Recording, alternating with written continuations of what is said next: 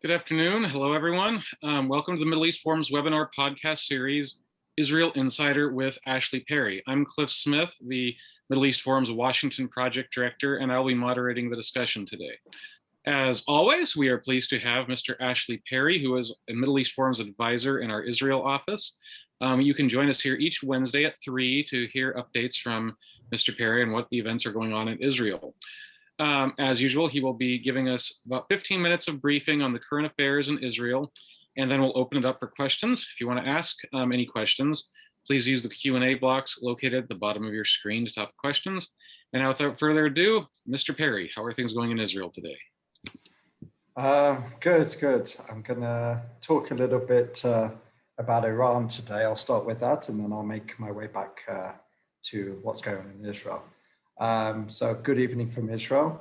I'm going to start with really what's been going on this week, and largely in the Middle East, Iran has been front and center. There's lots of events going on with Iran, and as we know from experience, a lot of what happens in the region has derivates from Tehran. Iran has its tentacles pretty much across the region. So let's dive straight into some of the events of this week. Earlier in this week, as we know, there was a commercial ship that went through the Persian Gulf that was attacked and ended in the loss of life of a British and Romanian members of the crew. What we do know is Israel has incontrovertible evidence, and it's passed on to many of its allies, that this was a suicide drone attack from the Iranian Revolutionary Guards. We saw subsequent to that the British Foreign Minister and even the Prime Minister, we saw American Secretary of State Blinken come out and also point the fingers at Iran. We saw today even NATO joining in that chorus. And what Israel has done this afternoon, it assembled the ambassadors to the UN Security Council by Zoom, and basically also gave them evidence, including the exact individuals that they believe were behind it, the people in the Iranian Revolutionary Guards. They have a new drone team, who's exactly running it, how they did it. They really gave over substantial evidence to the UN ambassadors. What they did say, interestingly enough, especially Foreign Minister, it was basically a briefing between Foreign Minister Yair Lapid, alternate Prime Minister as well, and Defense Minister Benny Gantz. And what they did do is call for some action from the international community. They said words is not enough. The fact is, this wasn't an attack on Israel. This was an attack on the international community because, first of all, you had a ship owned by a Japanese company flying the flag of Liberia, with Romanians, Britons, and many others involved. It was owned by a company based in England. The only connection with Israel is the company which owns the ship has a CEO who's based in London, but also has Israeli citizenship. So, this was really an attack on the international community. That's something that Israel's really tried to stress this week. It wasn't necessarily an attack on Israel. And so far we have seen words. There is talk that there's going to be a coordinated response. Exactly what that means, we're not sure. There's been talk of some British Marines coming to the special forces coming to the region, trying to attack maybe the ship that these suicide drones were launched from. Israel has basically said that it would love to cooperate with other nations on a solid response, a strong response, a robust response, but if necessary, it will go in alone. There's a lot of talk, as you can imagine, behind closed doors, exactly what the response should look like. But what we've seen is basically, it's an uptick on something that's been going on for months, perhaps even years, where there has been this sort of shadow, what some call a war between the wars, where basically the Persian Gulf has been a setting for I wouldn't say tit for tat, but Iranian attacks on anything that they see has any connection with Israel. And sometimes, again, it's relatively minimal, sometimes spurious, and sometimes even incorrect. What Israel has done is it's attacked some ships which are basically going from Iran to Syria to support the rebels, not the rebels there, to support some of those organizations or even the Syrians who are basically have been attacking Israel or have this relationship with Hezbollah, who are transporting arms across the Lebanese-Syrian border. So Israel has taken some steps to try and stop some of these ships, and Iran has basically been trying to send a message that we will not let any Israeli connected ships through the Persian Gulf. And what we've got to understand about the Persian Gulf, it is a crucial shipping line, probably one of the most important in the world, especially for crude oil and things like that. If that becomes destabilized, the price of oil, everything around it really just becomes destabilized. So much of what we take for granted in the West really comes through those shipping lanes. And the fact that international companies and these ships are being attacked now relatively regularly and more brazenly, this was the first attack which ended in a loss of life, really has got a lot of people worried about it. The question, again, that people in Jerusalem are asking to their counterparts around the world, exactly what are you going to do about it? The question also is why has Iran decided to do this now? Well, there's a number of events let's look at. First of all, this week we saw a new president inaugurated in Iran. Actually, he's fully inaugurated, I believe, tomorrow when he gets voted in parliament, but basically that's rubber stamp, because yesterday he received the inauguration from basically the supreme leader. And what we know about Ibrahim Raisi, the new president, is he is part of the hardline camp, very much someone who is an ultra-conservative, part of the real revolutionary endeavor. He was one of those who America, at least, and many others around the world, accused of being very strongly involved with the killing, some would say murder, of thousands of political prisoners in the late 80s. So he is someone who basically shows a very different face from his predecessor, Rouhani. Rouhani very much was someone who bet a lot on trying to ease himself into negotiations, diplomacy with the West. He was very much the person who was at the forefront for the JCPOA, the Iran nuclear deal, someone that let's just say the West not just tolerated, even liked to a certain extent. But what we see now is very much, a lot of people talk about two camps in Iran, the hardline and the moderates. I mean, whether that's true, there's a big debate about it, especially when the country is run by the supreme leader, who is definitely part of the hard line. But there's a lot of Iran watchers say we can tell a lot about the direction of the supreme leader is who he appoints as president. And don't be fooled with their so-called democratic elections. It's very much decided from above.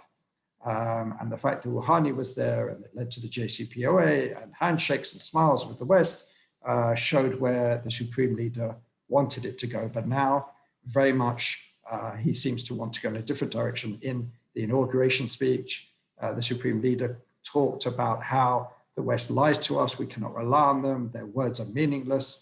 Again, gave us a little bit of a taste of what's to come. All of this is in the backdrop of the stalled JCPOA negotiations. There seems to be a lot more pessimism these days from both sides, from the Americans and the Iranians, on the future of the JCPOA, as we know that they're not negotiating directly, indirectly, but the Americans at one point and the Europeans and others were fairly confident that this deal would get done. Now they're very much a lot more pessimistic. One sign that we could get an idea of exactly where this Iranian leadership wants to go is who Raisi appoints to his government. If he appoints people from the old Ahmadinejad, who was again part of the hardline government, if he appoints people from that government to his new government, especially on the negotiating, the diplomatic levels, then we know exactly he's going to be very much following through with his hardline anti-West skepticism of the nuclear deal, et cetera, et cetera.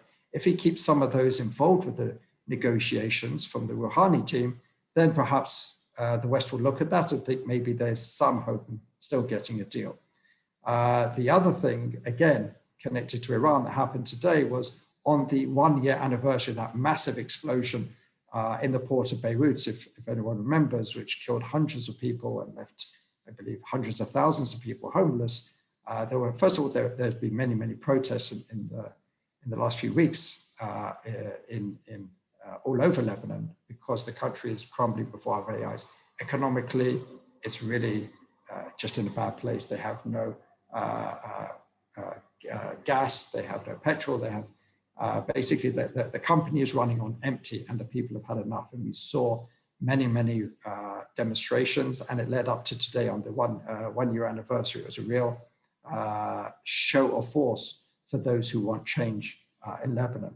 What we see many times on this issue, and we should know that 1 year after the explosion, which, as I said before, killed hundreds of people, we still have not had any sort of investigation in Lebanon. No one's been fired, no one's been investigated. There's been a complete block on it. So the people are really angry about it, they're really fed up. What we do know back, if we think back a year, there were a lot of people pointing fingers at Hezbollah, storing basically some materials that they were going to use in their fight, perhaps against Israel, and that's what led to this explosion. So there's a lot of anger there. We saw signs today in the commemoration events, no to Iran, Iran go home, things like that. So there is a certain amount of anger, at least among some of the populations, against Iran and Hezbollah. And of course, what was completely not unexpected, we saw some rockets being launched across the border from Lebanon to Israel. As I've said many times on this webinar, the first rule of politics is deflect and distract.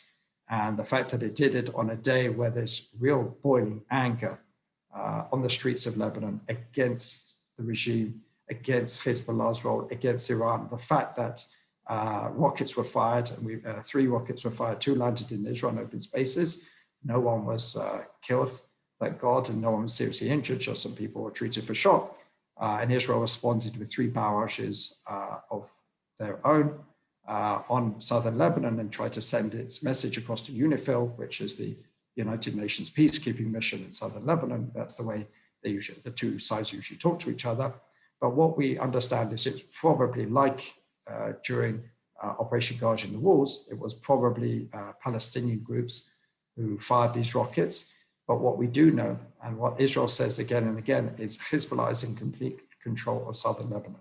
Nothing happens in southern Lebanon without it say so. So the fact that Palestinian groups are firing rockets is very helpful for Hezbollah, because they're able to, heat up the border and try and argue that they're not involved, but clearly they are. So this was a message, both from, the Palestinian groups there are not, they're not amazingly armed. The real threat there is Hezbollah. They have a stronger army, military, artillery than most armies in the world. So the fact that they allowed the Palestinians to shoot over, I believe, some mortars just showed that they didn't want to take things too far, but they did want to bring attention back onto the border to try and show the people who are angry at their rule and angry at the people behind them, which is Iran, that regardless of your anger, we're the ones who are still defending you from the enemy on the south of the border, and that's Israel. So we've seen the last few days really major destabilization from Iran. We see some very pessimistic things coming out of Iran, especially for the West.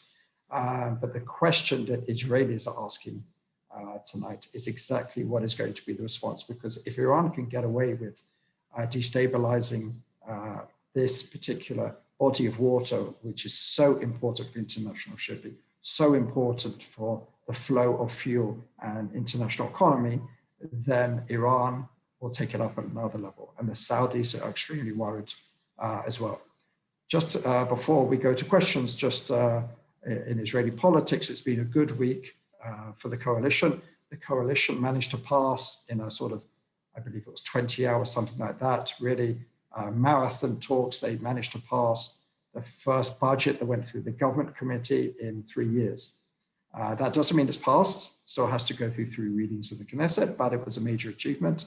The fact that they all voted for it, united, every single member of the cabinet passed it, everyone understood their role in this. And basically it's been a good week for the government. They've really tried to push all these laws that have been put on the back burner before the Knesset goes on the summer break in a few days. And really a sort of a show to a certain extent of force is in a secret ballot, because in a secret ballot, you can vote against the government and no one know who it is. They managed to get their people on the committee which chooses judges. Now, why is this important? First of all, the justice system is a major political issue in Israel, and the fact that the government really was able to keep everybody in line, even in the secret ballot, to make sure that they got their person on was quite an achievement. What was a very bad day, let's say, for former Prime Minister Benjamin Netanyahu, not only did he not get his pick in Likud, he wanted Orly Levy. He wanted Karen Barak, who ran against Orly Levy. He wanted Karen Barak because he felt that she'd be more palatable to the coalition and perhaps get a few votes there and manage to get her in and embarrass the coalition. He wasn't even able to get his candidate Karen Barak in. Orly Levy, who ran against Karen Barak, was voted from within the Likud. So that was a big blow from Netanyahu within the Likud. And then Orly Levy did not make it onto the committee for appointing the future judges. This is, I read today, the first time in 25 years that there's been no Likud member on this committee. So that's pretty extraordinary. At the same time, they voted for a committee to appoint Dayanim. Dayanim are the sort of Jewish religious judges. And extraordinarily there, again, it's not a major moment in Israeli politics, but for the first time in I don't know how long, generations, there is no ultra-Orthodox member of that committee. And you can imagine that certainly will have repercussions in the days, weeks, and months ahead. So those are the sort of two things I thought to talk about, but I'm happy to answer any questions on these issues or anything else. Let's start with this. You mentioned, this happens. Some of this stuff happens in the backdrop of difficulties in the talks with the JCPOA. Do you think their aggressive actions in the Gulf are in spite of or because of the difficulties in those talks, or is it just is it related in any way? Of course, it is very much related. They are trying to, it's a lot of saber rattling. They're trying to show that they are too strong to be ignored.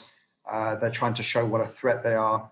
At the end of the day, another important element Benny Gantz said today in his discussion with the ambassadors from the Security Council is he believes that Iran is now 10 weeks away from breakout status, from being able to have the technology for a nuclear weapon. Obviously, there's other issues, payload, missiles, and everything else, but 10 weeks is a very short amount of time. What is most worrying Israel at this stage is that now the scientists, the experts in Iran, have the knowledge that even if a new agreement came up that pushed them back physically, they have the knowledge and the experience and the understanding to be able to take those steps pretty much quickly if talks should break down or if the agreement should break down again. So it's clear that everything is related. It's clear that the election of Raisi is related to the talks. It's clear the direction that the supreme leader is going in, trying to show great skepticism, trying to push America into a corner, trying to show them that if we don't make this agreement, the situation is going to get worse, really trying to ratchet up the pressure. And all this, the while, nothing's really going on in Vienna where the talks are supposed to take place. Yeah, one of our other panelists, one of our other guests, also raised the comment that Gantz made that he believes it's 10 weeks away. Do you think this increases the chance Israel will take military action against Iranian sites, or is that, or is it not? Does it, or is it not? I guess. It's a very good question. I think Israel will learn a lot from the experience now. If the Americans and the British, after saying openly, we believe Iran was behind this attack on the Mercer Street, this commercial ship that was attacked, if they don't take any action, I think the Israeli decision makers will understand that if they don't do anything on a blatant attack on a major shipping line against foreign citizens, international citizens, British, Romanian, EU citizens, well, British isn't anymore, but Romania is, then really Israel understands that we need to go it alone. And in fact, these are comments that Prime Minister Naftali Bennett has repeated in recent days, that they hope to work with the international community, but Israel will still be able to take the action it needs. Whether that will be some sort of military action, it's a tough one. It's the big question that's been asked now for years. It's above my pay grade. I don't want to come down one way or another on it. I believe that we have the ability, but it's obviously a very, very messy situation to go down that road. Obviously, there's been a lot of other steps in the past that Israel's taken, and there's a lot of other steps that Israel could continue to take. Whether that will, at this stage, push them back too much, if our defense minister believes that they're only 10 weeks away from acquiring nuclear material, that's obviously a very worrying situation. So I'm sure that there are very intense discussions on this, but I wouldn't like to come down on it one way or another. Yeah. Carrie Hilbrand asks that mentions there are reports from Russia that had changed the rules of the game by permitting Israeli airstrikes in Syria. Do you think, how you know much about this, and do you think it will impact airstrike operations in the region? I think we related to this last week or the week before. Yeah, there were these reports. Nothing has come out beyond these reports. We haven't seen any significant activity over Syria by Israeli military in recent days.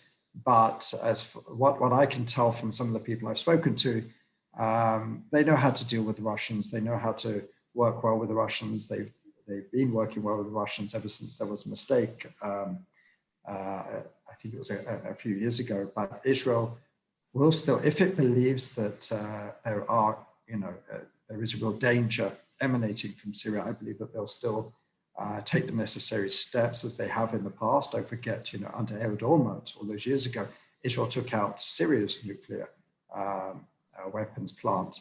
And certainly that was something that Russians wouldn't have been too happy about. So I believe that Israeli leaders will continue to take the steps necessary while coordinating with the Russians, because obviously they don't want to get into a direct battle with the Russians. Yeah. Do you think the recent successes of the government that you mentioned increase the likelihood that this government will serve for a full term? Certainly, but really, as I've said for the last few weeks, the big game is the budget. Everyone is really massing their forces ahead of the budget. This is just the teaser, the appetizer. Passing the budget is going to be difficult. It's going to be long. The opposition will do everything possible, use every trick they can, and they've been using many, many tricks over the last few weeks, as we've discussed, to try and delay, to try and stymie, to try and stop. But this week has certainly showed that the government has really come together when necessary, even when there's no one looking over your shoulder, as in secret ballots. The government really came together united to get what it wanted, and it's been a good week for the government. There hasn't been the crises that we've seen in previous weeks, and I think that bodes well. I think it's really the tailwind from the budget. There were, as I said, it was a marathon sessions to try and pass it through, and it was very important to this government that they voted unanimously. Sometimes in budgets, you get a minister who didn't get what they wanted, or they want to show off to a certain constituency, so they abstain or maybe vote against, but at the end of the day, they still have an overwhelming majority. It was very important for this government to show their supporters and the opposition that they are unanimous, and this is a budget that they all agree on. Obviously, like all budgets, there's going to be a lot of changes as it works its way through the committees, but at the moment, I would be certainly optimistic that this budget will go through, and once it goes through, it's much harder to bring down the government for the next 2 years. This will be a 2-year budget. Obviously, it's not impossible, but to bring down a government, the opposition needs to bring 61 votes, and it needs to bring an alternative government. And don't forget, there are 6 seats in the opposition from the United Arab List, which will not necessarily be voting for Benjamin Netanyahu to be prime minister again. Yeah. Switching gears, there's been a lot of discussion of how China and Israel have been increasing their relationship, and the and they're working together on various things. Do you think this has affected the American-Israeli relationship, and what's it mean for the future of both? Well, I would say since 2009, there's been a reassessment within Israel exactly where it wants to put its emphasis. Obviously, up until that point, there was a feeling during the Olmert years, with Tzipi Livni as foreign minister, there was too much emphasis put on Washington. Not to say every single government understands that America is our best friend in the world. It is irreplaceable, but there was a sort of, a lack of interest in the rest of the world. In 2009, and I was part of that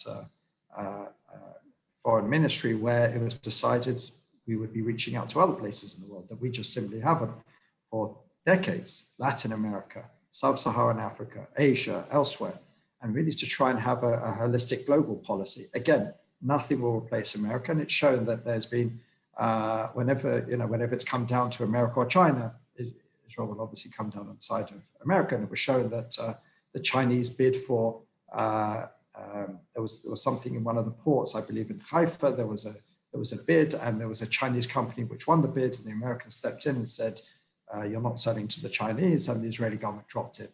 So when it comes to anything where the Americans will object too much, it's fairly obvious that Israelis will side with their American friends, but that doesn't mean that we can't have a good relationship with China. And there's certainly been an interest in trying to embolden that relationship. There's a lot that it could do, and China is a world power. Like Israel has a relationship with India, with Russia, with many other major powers. But at the end of the day, there is only one indispensable friend of Israel, and that's the United States. And everyone in the government, whether left or right or whatever it is, understands that very clearly. Robert Larick, one of our audience members, mentions an article that came out today in Newsweek concerning a Russian-China joint plan for moderating peace between Hamas and the Palestinians. Can any good come of this?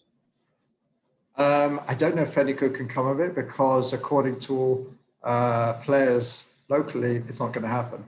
I believe the head of Islamic Jihad came out and said it's just not going to happen. There's always talk of this, and there's a lot of players involved. Egypt, Saudi Arabia, Qatar, plenty of people have tried this. So far, we've been hearing about reconciliation for I don't know how many years, but ever since Hamas took over Gaza and they started throwing Fatah, Palestinian Authority, members off a very high building roof, there's been basically no love lost between the two. And I don't, it's not whether it's a good idea or bad, I just don't see it happening at this point. I could be proved wrong, obviously. All right, and last question from our audience. Mindy Stein mentions that there was reports of gunmen who ambushed a Hezbollah funeral in Lebanon. Do you know who was behind this? Can we expect other resistance to Hezbollah, not just demonstrating in Lebanon? Well, as we know, in Lebanon, there's four major sort of, let's say, religious groups. There's the Shiites, the Sunnis, the Christians, and the Druze. And, there was a Christian majority at one point. Today, they're a minority. Hezbollah have a lot of enemies. By the way, even in the Shiite camp. There are other Shiite parties. I haven't looked too closely. I did hear about this incident. I didn't look too closely into who's being accused of it, but it's no surprise. Hezbollah are not, it's one thing to have demonstrations on the streets, and there's been street battles between Hezbollah militants and average residents, but what's happening here, what happened here at the funeral goes much deeper. There is, there's a lot of disagreements between the various militant groups. A lot of it has relevance for the political battles. Lebanon hasn't had a stable government for I don't know how many years. There's a lot of disagreements, and because of the accords, the Taif Accords back in the day, there has to be a very delicate balancing act within Lebanese politics. So there's always different things that are trying to move the needle a little bit here and there. And maybe some are trying to take advantage of the weakening of Hezbollah's popularity. I saw earlier, I believe it was on France 24, that there's been a major change in Lebanon where the leaders whether they were Hezbollah or government leaders, used to be able to walk the streets freely with their families, sit in restaurants. For the last few years, they haven't been able to do that because of the tension within the country, but between the various groups and between the citizens who, quite frankly, are sick of seeing their country crumbling around them. So there could be a number of fingers pointed in these sort of incidents. Well, thank you very much, Ashley. Really appreciate it. Great insights as always. Anyhow, we've come to the end of our webinar and podcast. Thank you again for coming. Please join us Friday for a continuation of our new series featuring MEF project directors and specialists in their field. Thank you all for joining us, and we have a great day. See you next time.